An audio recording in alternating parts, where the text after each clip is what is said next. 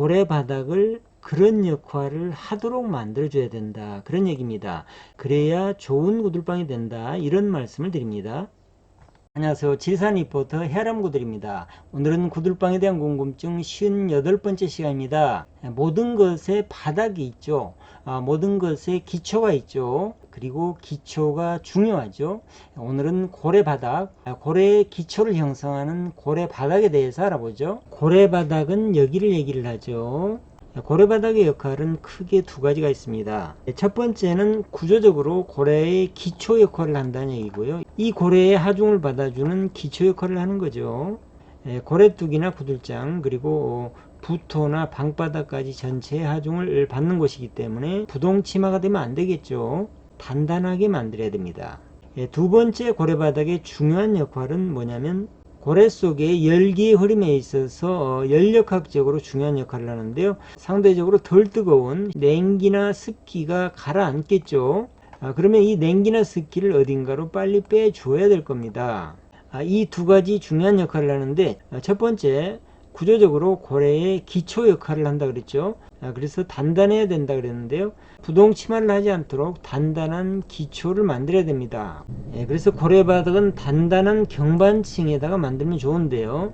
보통 그렇지 못하죠. 흙을 다져서 만들 경우는 얼마 전에 말씀드린 것처럼 한꺼번에 다지지 말고요.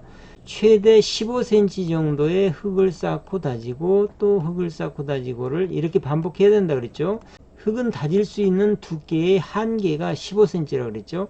15cm 두께로 반복적인 다짐 작업을 해야 된다는 말씀을 얼마 전에 드렸습니다. 가장 좋은 것은 역시 콘크리트 타설이겠죠.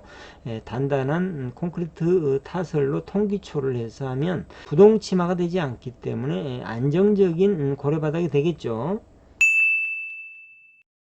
두 번째, 연력학적인 측면에서 살펴보면요, 아궁에서 이렇게 들어온 열기는, 뜨거운 열기는 고래 밑바닥 이쪽 바닥을 훑으면서 이렇게 상승하려고 할 겁니다. 그런데 구들장에 이렇게 열을 전해준 열기는 식어서 냉기가 되겠죠. 상대적으로 식은 냉기는 고래바닥으로 이렇게 떨어지는 거죠. 물론 고래 속은 이런 뜨거운 열기하고 냉기가 뒤섞여서 흐르는 아주 복잡한 연력학적인 흐름을 보일 겁니다. 그래서 고래 속의 연기의 흐름을 정확하게 표현하는 것은 사실은 굉장히 복잡한 일입니다. 그런데 한 가지 명확한 것은 있죠. 분명한 것은 있습니다. 뭐냐면 뜨거운 열기는 위로 이렇게 흐르고요, 식은 냉기는 아래로 가라앉는다. 이건 아주 명확하죠. 뜨거운 열기는 구들장의 이렇게 밑면을 따라서 흐르게 되고요, 차가운 냉기는 고래 바닥을 따라서 흐른다는 거, 이것만큼은 분명합니다. 말을 바꿔보면 구들장은 열기가 잘 흐를 수 있도록 잘 만들어줘야 되고, 고래 바닥은 냉기나 습기가 잘 흐를 수 있도록 잘 제어가 되도록 만들어줘야 된다는 얘기가 되죠. 열기는 위로 올라가려고 하기 때문에 위로 올라갈 수 있도록 열기를 이렇게 유도를 해줘야 되고요, 냉기는 아래로 내려가려고 그러죠. 아래쪽으로 이렇게 흐를 수 있도록 제어를 해줘야 됩니다. 그래서 열기가 잘 가지 않으려고 하는 윗목이나 가장자리는 구들장을 위로 올려줘야 되고요, 냉기는 아래로 가라앉으려고 그러니까 고래바닥은 개자리 쪽으로 갈수록 낮춰줘야 되겠죠. 냉기 배출구 쪽으로 갈수록 낮춰줘야 냉기가 쉽게 빠져나가겠죠. 이 간단한 이치지만 이것을 알면 고래바닥의 구조가 머릿속에 그려지실 겁니다. 조금 과장해서 그림을 그려보면 열기는 위로 올라가기를 좋아하니까 이렇게 높여주고요, 냉기는 내려가기를 좋아하니까 이렇게 내려주는 거죠. 그런데 보통 개자리 쪽을 이렇게 위로 올려야 된다는 의견들이 있는데요, 열기 측면에서만 보면 그게 맞죠. 그렇게 하면 위로 올라가기가 쉽겠죠. 그런데 냉기 측면에서 보면 반대죠. 냉기는 내려오려고 하죠. 이런 고래바닥의 구조는 냉기하고 열기를 서로 다투게 만듭니다. 냉기가 열기의 흐름을 방해하는 구조죠. 냉기하고 열기를 서로 싸우게 만드는 겁니다. 열기나 냉기의 흐름이 원활하지가 않겠죠. 하여튼 결론적으로 말씀드려서 고래바닥은 고래개자리 쪽이 낮게 만들어야 된다라는 말씀을 드리는 거고요. 아마 이런 의문도 생기실 텐데요. 고래바닥이 이렇게 비스듬하면 그러면 고래뚝도 이렇게 비스듬하게 싸지지 않을까요? 라는 의문이 생기실 수도 있는데요. 실제 현장을 보시면 그렇지 않습니다. 보시는 것처럼 고래뚝을 다 만들고 구들장을 올리기 전에 고래바닥을 이렇게 경사를 둬서 만들면 됩니다. 잘 보시면 여기 보시는 것처럼 불목 쪽이 높고 개자리 쪽으로 갈수록 낮죠. 이렇게 고래바닥에 경사를 만들어 주시면 되겠죠. 오늘의 주제가 고래바닥입니다. 고래바닥에 대해서 생각해 볼 게 한 가지 더 있는데요. 고래바닥에는 과연 추결이 될까요? 실제 공사 현장으로 가보겠습니다. 강원도의 구들 시공 현장인데요. 고래바닥에서 나오는 돌들입니다. 이렇게 무겁고 큰 바위돌들을 고래바닥에다 묻어놨어요. 이것은 왜 그랬을까요? 고래바닥을 튼튼하게 하기 위해서 이렇게 바위를 묻었다면 그건 맞습니다. 그런데 고래바닥에 열기가 축열되게 하기 위해서 이렇게 바위를 묻었다면 그건 맞지가 않습니다. 이 구들방은 고래바닥에 이렇게 무거운 돌 때문에 기존 구들방을 뜯어내는데 시간이 상당히 많이 걸렸던 예였었는데요. 그런데 왜 이런 말씀을 드리냐면요. 지금도 고래바닥에다가 추결을 하려는 그런 시도들이 많이 보입니다. 언뜻 생각하면 고래 속이니까 그냥 뭐 고래바닥에도 추결이 되지 않을까 이런 생각을 쉽게 할 수 있거든요. 물론 고래바닥에 전혀 추결이 안 되는 건 아니겠죠.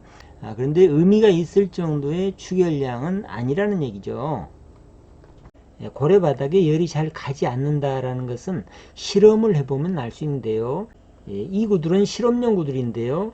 고래바닥에 이렇게 비닐이 노출되어 있죠. 이렇게 비닐이 노출되어 있습니다. 이런 상태에서 불을 한참을 떼고 구들장을 뜯어보면 이렇게 멀쩡합니다. 바닥에 있는 비닐이 멀쩡하죠. 전혀 눌러붙지 않습니다. 자, 여기도 보시면 불목이 바로 옆이죠. 불목 바로 옆인데 여기도 비닐이 있고요. 이렇게 비닐이 멀쩡하게 남아있죠. 고래바닥에 열이 가지 않는다는 것을 이렇게 눈으로 확인하실 수가 있습니다. 고래바닥에 돌을 넣는다 그래서 추결이 되는 건 아니라는 말씀을 드리고요. 그런데 고래바닥에까지도 추결을 하는 방법이 있습니다. 보고 계시는 것이 2층 고래인데요. 이 부분이 아래층입니다. 위층에 이렇게 추결을 하고 남은 열기를 다시 흘려보내서 이렇게 빠지게 하는 구조인데요. 조금 전에 아래층을 이렇게 구들장으로 한번 덮습니다. 지금 여기는 2층 고래의 바닥이죠. 위층에서 충분히 추결을 하고 남은 연기가 다시 아래층을 돌다가 이렇게 나가게 만들었거든요. 이렇게 2층 구조로 만든 고래바닥은 고래바닥 자체도 추결 장치가 되는 거죠. 그래서 2층 고래의 바닥에 이렇게 구들장 뿐만 아니고 다시 또 자갈을 깔아서 여기도 이렇게 추결을 하고 있는 예입니다. 오늘 말씀드린 것처럼 고래바닥이 별거 아닌 것 같지만 상당히 중요한 역할을 하죠. 구들방 전체를 떠받치는 구조적인 기초 역할을 하고요. 그 다음에 고래 속에서 발생하는 냉기나 습기를 받아내는 역할을 한다는 얘기고요. 다시 말씀드리면 고래바닥을 그런 역할을 하도록 만들어줘야 된다. 그런 얘기입니다. 그래야 좋은 구들방이 된다. 이런 말씀을 드립니다. 이번 구들방은 돌하고 전쟁입니다. 고래 바닥에서 이런 돌이 엄청나게 나옵니다. 혼자는 들지도 못합니다.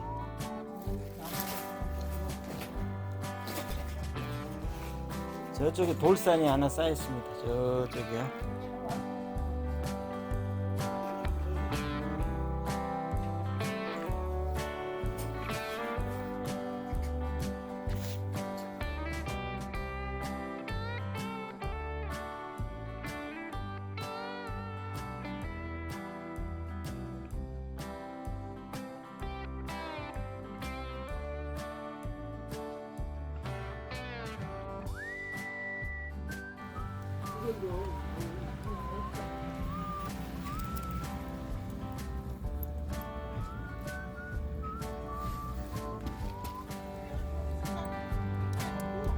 네.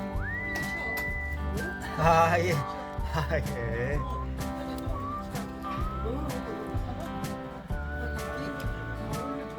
아, 그러세요?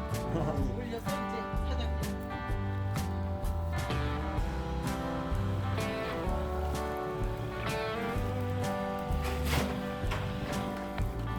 이렇게 해서 호들빵 마무리되었습니다. 여기는 강원도 양양입니다.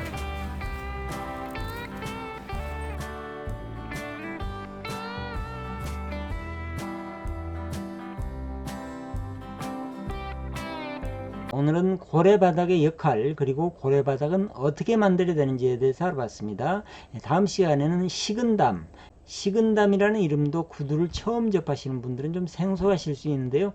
식은담도 굉장히 중요한 역할을 합니다. 다음 시간에는 식은담에 대해서 알아보도록 하겠습니다. 오늘 내용 유익하셨으면 구독, 좋아요, 댓글도 부탁드리겠습니다.